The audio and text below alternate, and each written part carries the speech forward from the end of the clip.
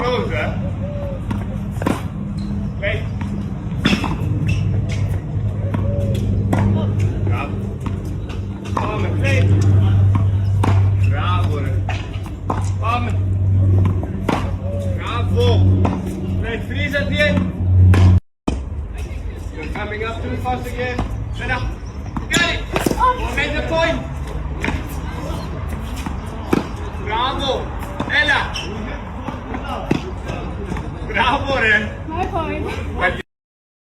Herkese merhaba, kanalıma hoş geldiniz. Yepyeni bir video ile yine sizlerleyiz. Hercai dizisiyle ünlenen güzel oyuncu Ebru Şahin'den yepyeni görüntüler geldi. Ebru Şahin birbirinden muhteşem görüntüleri sosyal medya hesabında hayranlarıyla paylaştı. Ebru Şahin'in renkli görüntüleri hayranlar tarafından büyük ilgi gördü. Fotoğraflara kısa sürede binlerce beğeni ve yorum geldi. İşte o görüntüleri sizlere sunuyoruz. Umarız videomu beğenirsiniz.